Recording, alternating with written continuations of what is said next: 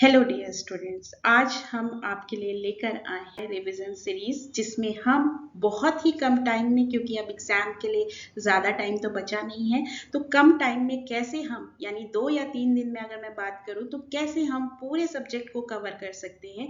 और मैं यहाँ पर स्टार्ट कर रही हूँ आपके लिए केमिस्ट्री। मैं हूँ श्रद्धा और आपको बताऊंगी कि कैसे आप पर्टिकुलर 4 चैप्टर आपके पास हैं और उन 4 चैप्टर्स में से कौन से ऐसे टॉपिक्स हैं जो आपके लिए बहुत इंपॉर्टेंट है, उनको आपको स्किप नहीं करना है। ठीक है, तो आज हम स्टार्ट करने वाले हैं चैप्टर 1 से। मैं अपनी जर्नी स्टार्ट कर रही हूँ और चैप्टर 1 से मैं लेके जाऊंगी आपको चैप्टर 4 तक, और 2 दिन में आपका ये चैप्टर रिवाइज होकर आप इस चैप्टर यानी केमिस्ट्री के जो 25 मार्क्स है अपने हाथ में स्कोर कर सकते हैं। तो चलिए जानते हैं कि कौन से ऐसे इंपॉर्टेंट टॉपिक्स हैं जिसको कवर करके आप मैक्सिमम मार्क्स इस चैप्टर या इस सब्जेक्ट से ला सकते हैं। तो चलिए हम स्टार्ट करते हैं अपना chapter 1, that is chemical reactions and the equations. तो पहली बात ध्यान रखिए, आपकी जो सिलेबस के अकॉर्डिंग है, सिलेबस को स्किप नहीं करना है बेटा, लेकिन हमें ये जरूर जानना है कि उस सिलेबस के अकॉर्डिंग ऐसे कौन से टॉपिक्स है जहां से क्वेश्चंस आते ही आते हैं, यानी वो क्वेश्चंस के अकॉर्डिंग वो टॉपिक इंपॉर्टेंट हो जाता है।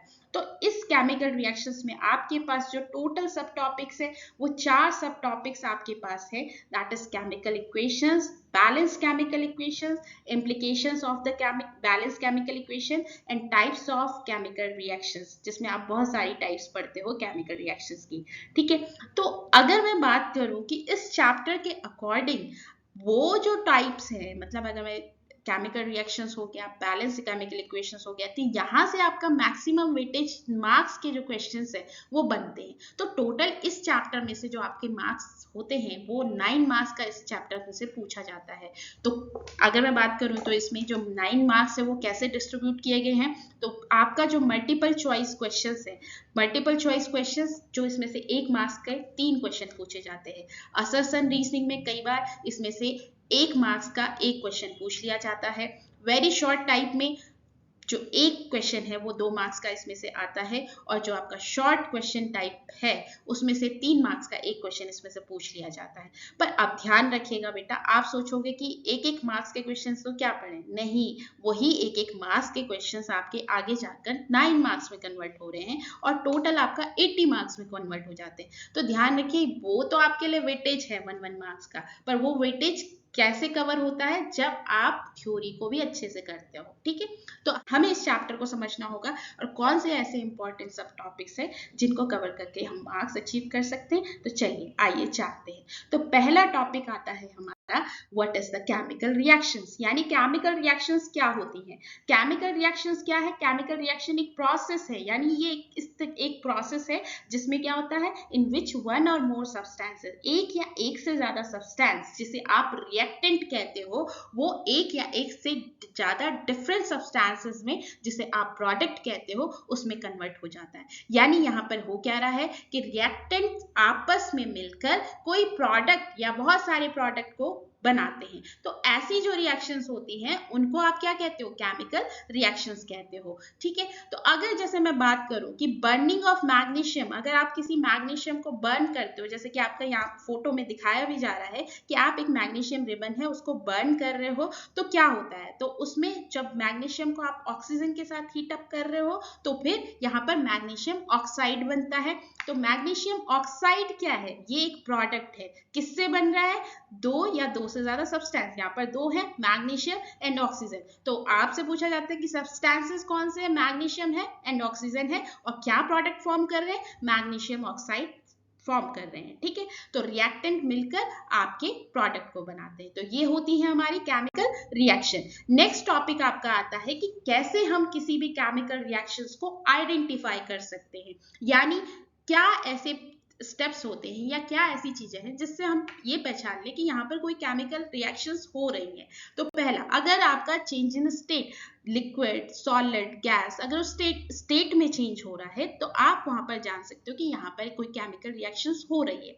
कलर में चेंज हो जाए, कोई गैस अगर वहां से निकल रही है, या टेम्परेचर में चेंज हो जाए, आपको कोई स्मेल आ रही है, आपको स्मेल दिख रही है कि वहां पर कोई स्मेल का चेंजिंग जो आपको दिखता है या स्मेल आपको दिखती है, वो भी एक केमिकल रिएक्शंस होती है। तो ये है कुछ आइडेंटिफिकेशंस जो जिससे हम ये जान सकते हैं कि केमिकल रिएक्शंस क्या होता है।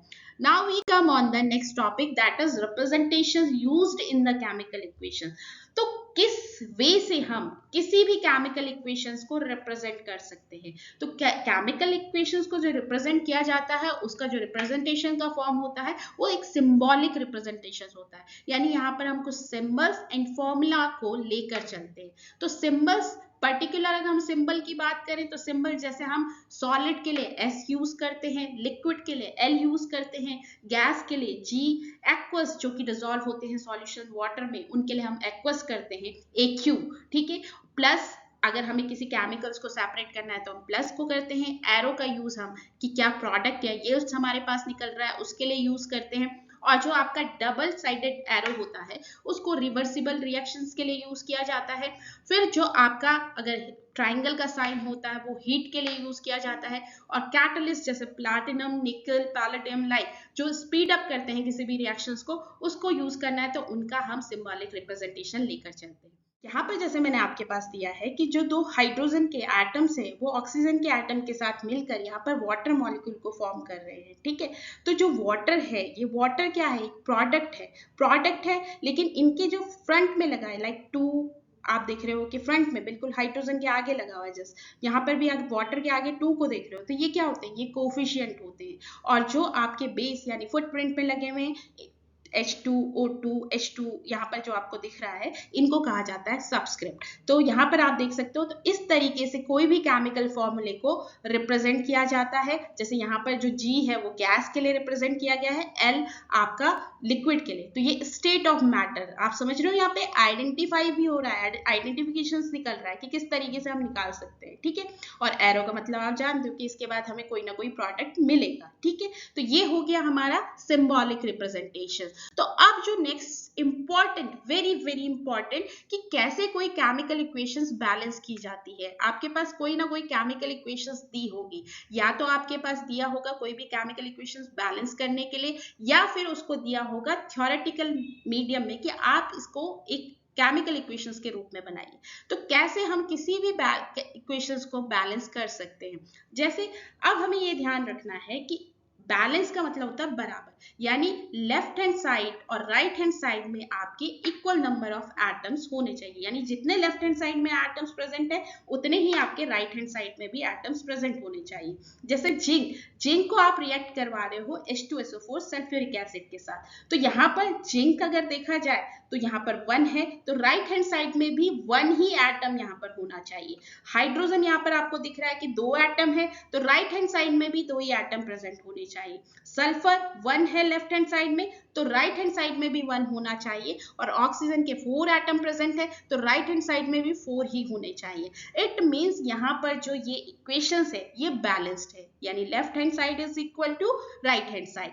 अब बात ये आती है कि हमें कोई भी केमिकल इक्वेशन बैलेंस करने की जरूरत क्यों है। तो इसके लिए ध्यान रखना, पूरी दुनिया में एक लॉ फॉलो होता है जिसको कहा जाता है law of conservation of mass. यानी इस लॉ के अकॉर्डिंग क्या होता है कि atom neither be created nor be destroyed, यानी एटम को ना तो क्रिएट किया जा सकता है ना ही डिस्ट्रॉय किया जा सकता है। तो जब हम एटम को बना नहीं सकते, खत्म नहीं कर सकते, तो एटम इक्वल अमाउंट में होना चाहिए। तो लेफ्ट हैंड साइड में भी उतना ही एटम होगा और राइट हैंड साइड में जितना लेफ्ट हैंड साइड में उतना ही राइट हैंड साइड में भी होगा। तो यानी एटम्स का जो अमाउंट है या एटम्स की जो क्वांटिटी है वो इक्वल होनी चाहिए आपके इक्वेशंस पर, ठीक है।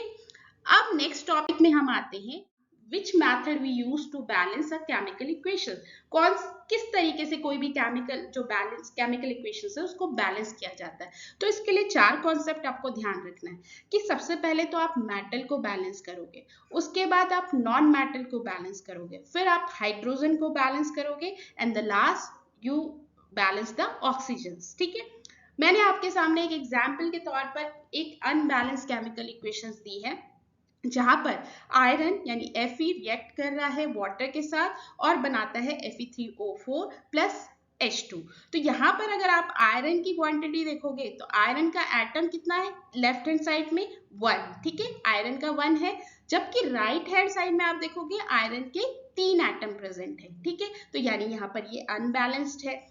फिर दूसरा आप देखोगे कि H2 का लेफ्ट हैंड साइड में 1 है, राइट हैंड साइड में भी 1 है, तो H2 बैलेंस्ड है। बट ऑक्सीजन का अगर यहाँ पर देखा जाए तो ऑक्सीजन का लेफ्ट हैंड साइड में 1 एटम प्रेजेंट है, जबकि राइट हैंड साइड में जाकर ये 4 हो जाता है, तो ये अनबैलेंस्ड है। तो इस इक्वेशन को किस तरीके से हम बैलेंस करेंगे उसे आपको समझना होगा।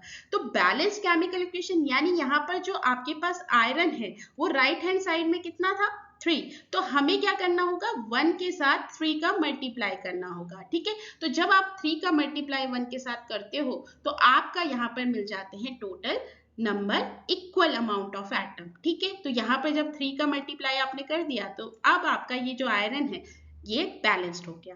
अब आते हैं हम ऑक्सीजन की तरफ। ऑक्सीजन का लेफ्ट हैंड साइड में था 1, तो 1 यहाँ पर था, जबकि राइट हैंड साइड में 4 था, तो अब हम क्या कर सकते हैं, हम इस 1 के साथ 4 का मल्टीप्लाई करेंगे। तो इस 1 के साथ, किस 1 के साथ, लेफ्ट हैंड साइड के साथ, यानी इस पूरे जो सबसेट है आपके साथ उसके साथ आप 4 का मल्टीप्लाई करोगे। तो मल्टीप्लाई करने के बाद आपने जब इसको किया तो क्या हुआ, तो यहाँ पर आपको 4 ऑक्सीजन मिल गया, ठीक है, O4 के बराबर 4O आ गया, ठीक है। लेकिन यहाँ पर जो हाइड्रोजन है उसका जो नंबर है अब ये H2 से चेंज होकर क्या हो जाएगा, यहाँ पर भी हमें हाइड्रोजन के साथ 4 का मल्टीप्लाई करना होगा। तो जहां पहले ये 2 था अब ये नंबर ऑफ एटम 8 हो जाएगा। तो ये हो गया आपका बैलेंस्ड केमिकल इक्वेशन। तो इस तरीके से हम कोई भी केमिकल इक्वेशंस को बैलेंस कर सकते हैं। Now we come on the next very important topic, that is types of chemical reactions. तो आपके पास total 6 types of chemical reactions है। First is combination reaction, second is decomposition reaction, third is displacement reaction, fourth is double displacement reaction, fifth is endothermic and exothermic reaction, and seventh is oxidation reduction जिसे आप redox reactions भी कहते हो, ठीक है। तो ये इंपॉर्टेंट जो आपकी रिएक्शंस है इनको कवर करके हम देखेंगे कि कौन से ऐसी जो रिएक्शंस है, क्या होती है कॉम्बिनेशन रिएक्शन, क्या होती है डिकम्पोजिशन, जिसको अच्छी मतलब इसमें से इंपॉर्टेंट टॉपिक पढ़ के हम ला सकते हैं मैक्सिमम मार्क्स, ठीक। तो पहले आते हैं हम अपने कॉम्बिनेशन रिएक्शन पर।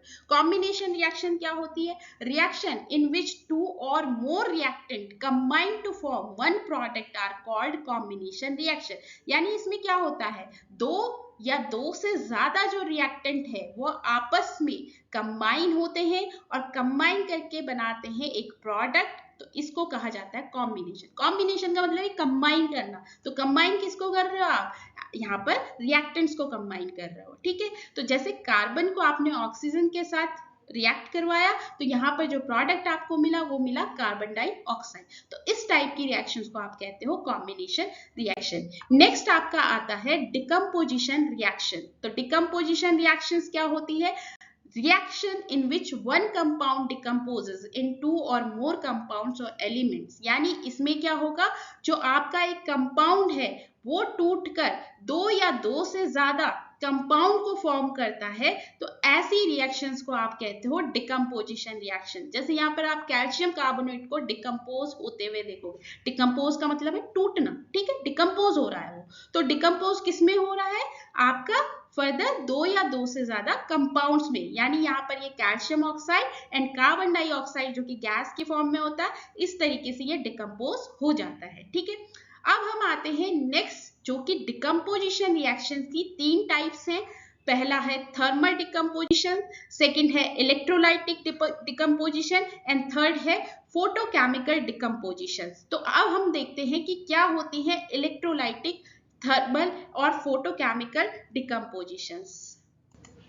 थर्मल डिकम्पोजिशंस क्या होता है, यानी आप जब हीट दे रहे हो, हीट देके जिसको डिकम्पोज कर रहे हो, तोड़ रहे हो उसको हीट देके, वो होता है थर्मल डिकम्पोजिशन। जैसे कैल्शियम कार्बोनेट यानी लाइम स्टोन को जब आप डिकम्पोज करते हो तो वो calcium oxide plus carbon dioxide में फॉर्म होता है, तो ये एक तरीके की थर्मल डिकम्पोजिशन है। नेक्स्ट जो आपके पास आता है वो आता है इलेक्ट्रोलाइटिक डिकम्पोजिशन। इलेक्ट्रोलाइटिक डिकम्पोजिशन क्या होता है, जिसमें जो कंपाउंड है ये अपने सिंपलर कंपाउंड, अगर हम इलेक्ट्रिसिटी को पास कर रहे हैं तो अपने सिंपलर कंपाउंड में टूटता है। डिकम्पोज अभी बताया, टूटना। तो ये इलेक्ट्रिसिटी के थ्रू क्या होता है, अपने सिंपलर कंपाउंड में टूटता है। जैसे आपने क्या किया, वाटर में जब इलेक्ट्रिसिटी को पास कराया तो वाटर में इलेक्ट्रिसिटी पास होने के बाद ये किसमें टूट गया, हाइड्रोजन एंड ऑक्सीजन में टूट गया। ठीक है, ऐसे जो डिकम्पोजिशन होता है इसको कहा जाता है इलेक्ट्रोलाइटिक। फोटोलाइसिस या फोटोकेमिकल डिकम्पोजिशन रिएक्शंस क्या होती हैं, ऐसे रिएक्शंस जिसमें जो कंपाउंड है ये सनलाइट की प्रेजेंस में टूट जाता है, और इस तरीके के रिएक्शंस को फोटोकेमिकल डिकम्पोजिशन रिएक्शन या फोटोलाइसिस भी कहा जाता है। ठीक है, जैसे आप सिल्वर क्लोराइड है, सिल्वर क्लोराइड को जब सनलाइट की प्रेजेंस में हम रखते हैं तो ये सिल्वर प्लस क्लोराइड यानी जो क्लोरीन है, क्लोरीन गैस में निकल जाता है, मतलब इसमें से जो क्लोरीन गैस है वो निकल जाती है और ये डिकम्पोज हो जाता है सिल्वर और क्लोरीन में। ठीक है, तो ये है आपकी डिकम्पोजिशन रिएक्शंस। ठीक है, अब जो हम नेक्स्ट आते हैं, नेक्स्ट हमारे पास आती है third, that is displacement reaction. तो डिस्प्लेसमेंट, जिसे आप सिंगल डिस्प्लेसमेंट भी कहते हो, तो डिस्प्लेसमेंट रिएक्शंस क्या होती है, ये ऐसी केमिकल रिएक्शंस है जिसमें क्या होता है कि कोई भी मोर रिएक्टिव जो एलिमेंट है वो लेस रिएक्टिव एलिमेंट को क्या कर देता है, डिस्प्लेस कर देता है। ठीक है, कोई भी मोर रिएक्टिव एलिमेंट जो आपका लेस रिएक्टिव एलिमेंट है उसको डिस्प्लेस कर देता है। तो आप कैसे पहचानते हो कि कोई भी रिएक्टिव एलिमेंट या कौन सा आपका मोर रिएक्टिव है, कौन सा आपका लेस रिएक्टिव है? तो रिएक्टिविटी सीरीज जरूर देखिएगा कि कौन सा मोर रिएक्टिव होता है। जैसे आप देखोगे कि जो आपका पोटेशियम है वो सबसे ज्यादा रिएक्टिव होता है। ठीक है, उसके बाद आप फर्दर देखिए जितने मेटल्स हैं वो आपके रिएक्टिव है, बट उसमें से मेटल्स में से भी ध्यान रखिएगा जो लीस्ट रिएक्टिव, जैसे गोल्ड हो गया, सिल्वर हो गया, ठीक है, प्लैटिनम हो गया, ये आपके लीस्ट रिएक्टिव में आते हैं। तो जो मोर रिएक्टिव है वो ऑब्वियसली बात क्या है, लेस रिएक्टिव को डिस्प्लेस कर देगा। इस तरीका का जो डिस्प्लेसमेंट होता है उसको कहा जाता है आपका डिस्प्लेसमेंट रिएक्शंस। ठीक है, अब जैसे आप यहाँ पर देख सकते हो कि A plus B B C, यानी यहाँ पर क्या हो रहा है, जो A है वो क्या है, वो मोर रिएक्टिव है, और जो B है वो लेस रिएक्टिव है, वो B को रिप्लेस करके यहाँ पर आकर AC प्लस B बना रहा है। तो इस टाइप की जो रिएक्शन होती है वो आपकी होती है डिस्प्लेसमेंट रिएक्शन। जैसे आयरन को अगर रिएक्ट करवा दिया जाए कॉपर सल्फेट के साथ तो ये फेरस सल्फेट और कॉपर को अलग कर देता है, क्योंकि iron is more reactive than copper. Okay, now we come on the fourth chemical reaction, that is double displacement reaction. तो डबल, ऊपर आपने डिस्प्लेसमेंट पढ़ा जिसे आप सिंगल, सिंगल का मतलब कि कोई एक मोर रिएक्टिव एलिमेंट आ रहा है और वो क्या कर रहा है, लेस रिएक्टिव एलिमेंट को डिस्प्लेस कर रहा है। बट यहाँ पर क्या होता है double displacement reaction, double means जो टू रिएक्टेंट है, मतलब दो रिएक्टेंट आपस में क्या करेंगे, कंपाउंड आपस में डिस्प्लेस करेंगे और वो एक नया कंपाउंड फॉर्म करेंगे, उसे कहा जाएगा डबल डिस्प्लेसमेंट रिएक्शन। होगा यहाँ पर भी वही कि जो मोर रिएक्टिव है वो लेस रिएक्टिव को डिस्प्लेस कर देगा। ठीक है, लेकिन यहाँ पर जो आपके पास जो रिएक्टेंट है वो भी दो है और रिएक्टेंट फिर फर्दर होकर जो आपका प्रोडक्ट है वो बनाते हैं। ठीक है, तो दो रिएक्टेंट का जो बीच में जो रिएक्शंस हो रही है उसको डबल डिस्प्लेसमेंट रिएक्शंस कहा जा रहा है। जैसे A B plus C D AC plus BD को फॉर्म कर रहे हैं। ठीक है, यानी सिल्वर नाइट्रेट का अगर रिएक्शन आप KCl के साथ करवाते हो तो ये बना देता है AgCl। ठीक है, और जो पोटेशियम है आपका मोर रिएक्टिव है, ये क्या करता है, सिल्वर को डिस्प्लेस कर देता है, तो सिल्वर क्लोराइड के साथ आ जाता है, पोटेशियम यहाँ पर नाइट्रेट के साथ लगकर डबल डिस्प्लेसमेंट रिएक्शंस को फॉर्म करता है।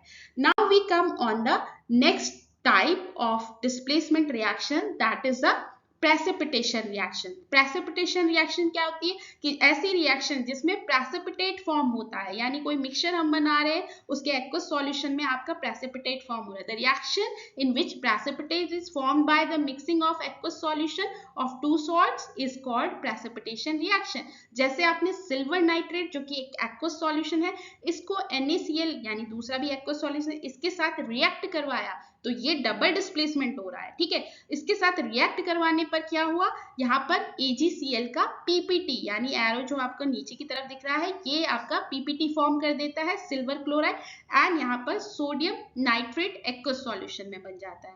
Now next of the type that is displacement reaction, neutralisation reaction. Neutralisation reaction क्या होती है, जिसमें हम एसिड को बेस के साथ रिएक्ट करवाते हैं और ये सॉल्ट और वाटर को फॉर्म करता है। ऐसी जो रिएक्शन होती है जहां पर सॉल्ट और वाटर बन रहा है एसिड और बेस के रिएक्शन से, उसे कहा जाता है न्यूट्रलाइजेशन रिएक्शन। जैसे यहाँ पर आप देखोगे कि सोडियम क्लोराइड का जो फॉर्मेशन है, जिसे हम सॉल्ट कहते हैं, कौन सा सॉल्ट? भारत का नमक, मतलब नमक, ठीक है। तो जो ये सॉल्ट फॉर्म हो रहा है, ये सॉल्ट कैसे हो रहा है कि जो HCl है, HCl एसिड है, और जो NaOH है जो बेस है, ये आपस में रिएक्ट होते हैं, और रिएक्ट होने के बाद ये NaCl प्लस वाटर यानी सॉल्ट प्लस वाटर को फॉर्म कर रहे हैं। तो ऐसे रिएक्शंस को आप कहते हो न्यूट्रलाइजेशन रिएक्शन। नेक्स्ट जो आपके पास टाइप आता है, that is fifth type, oxidation and reduction reaction. तो क्या होता है ऑक्सीडेशन? ऑक्सीजन का एडिशन। और क्या होता है रिडक्शन? यानी जो आपका ऑक्सीजन है उसका रिमूवल, ठीक है। तो देखते हैं ऑक्सीडेशन मतलब जहां पर आप ऑक्सीजन को ऐड करते हो और हाइड्रोजन को रिमूव करते हो, तो ऐसे जो कंपाउंड होते हैं, ऐसे कंपाउंड को ऑक्सीडेशन कंपाउंड, और जो रिएक्शन फॉर्म होती है वो ऑक्सीडेशन रिएक्शन कहलाती है। और रिडक्शन क्या होता है? जिसमें आप हाइड्रोजन का एडिशन करते हो और ऑक्सीजन का रिमूवल करते हो, ऐसे जो कंपाउंड फॉर्म होते हैं उनको आप रिडक्शन, और जो आपकी रिएक्शन फॉर्म हो रही है उसको कहते हो आप रिडक्शन रिएक्शन। द कंपाउंड और element which go under reduction is called to be reduced. यानी कोई भी कंपाउंड जो रिडक्शन के अंदर वो रिड्यूस्ड हो रहा है, ठीक है। जैसे आप यहाँ पर देखोगे कि A प्लस B का रिएक्शन करवाया, तो यहाँ पर जो इलेक्ट्रॉन, जो गेन ऑफ इलेक्ट्रॉन है वो क्या हुआ? B ने गेन किया, तो गेन ऑफ इलेक्ट्रॉन मतलब रिडक्शन, और लॉस ऑफ इलेक्ट्रॉन का मतलब होता है ऑक्सीडेशन, ठीक है। तो इसको आप एक फॉर्मूले से भी यूज कर सकते हो, oil rig. Oil means oxidation is a loss of electron, और रिग मतलब reduction is a gain of electron. तो ऑक्सीडेशन एंड रिडक्शन कैसे प्रोसेस हो रहा है? तो ये हो गई आपकी oxidation and reduction reaction.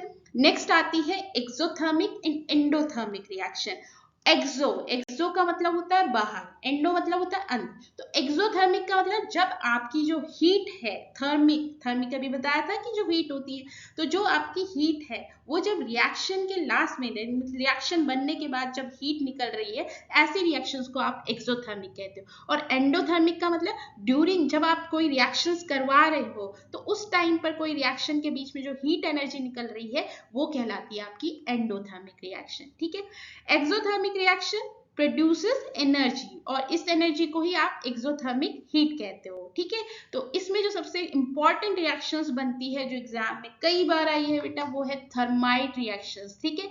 Thermite reaction क्या होता है? जो आयरन ऑक्साइड है यानी जो रस्ट है, वो जब एल्यूमिनियम के साथ रिएक्ट करता है तो एक मोल्टन आयरन को फॉर्म करता है, ठीक है। तो इससे जो आपका बनता है वो बनता है एल्यूमिना एंड मोल्टन आयरन, और इसको बनाने के बाद हीट प्रोड्यूस होती है, तो ये हो गई आपकी एक्सो, क्योंकि हीट बाहर निकल रही है, एक्सोथर्मिक रिएक्शन। और एंडोथर्मिक रिएक्शंस क्या होती है? जो रिएक्शन जब आप बना रहे हो रिएक्शन, तो उस टाइम पर हीट को एब्जॉर्ब कर रही है, उसको कहा जाता है एंडोथर्मिक रिएक्शन। तो जैसे कैल्शियम कार्बोनेट का जो लाइम वाटर का डिकम्पोजिशन होता है, उस टाइम पर यहाँ पर हीट प्रोड्यूस होती है, तो हीट देकर इसको तोड़ा जाता है। तो ये जो हीट देकर तोड़ा जा रहा है, तो इसको कहा जा रहा है एंडोथर्मिक रिएक्शन, ठीक है। तो ये हो गई एक्सोथर्मिक एंड एंडोथर्मिक रिएक्शन।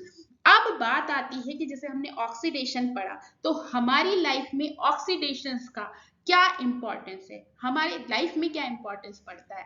तो हमारी लाइफ में जो इंपॉर्टेंस होता है ऑक्सीडेशंस का, यानी ऑक्सीजन का एडिशन, क्या प्रॉब्लम क्रिएट करता है? प्रॉब्लम करता है या फायदा देता है?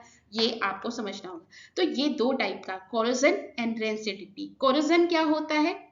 The process of slow conversion of metal into their undesirable compound due to their reaction with oxygen, water, acid, gases, etc. present in the atmosphere। मतलब क्या है कि अगर क्या हो रहा है, मेटल का जो कन्वर्जन है, मेटल को आपने रख दिया और मेटल पर जो अनडिजायरेबल कंपाउंड है, मतलब आपने खुली हवा, एनवायरमेंट, आपको पता है कि एनवायरमेंट में तो ऑक्सीजन होता ही है, खुली हवा में रख दिया तो ऑक्सीजन उस पर अटैच हो रहा है, वाटर हो गया, एसिड्स हो गए, गैसेस हो गए, वो सब उस पर अटैच हो रहे हैं। तो वहां से जो वो मेटल में जो एक फॉर्मेशन हो रही है, उसको कहा जाता है कोरोजन, यानी उस मेटल में जो लग रहा है वो कोरोजन हुआ, ठीक है।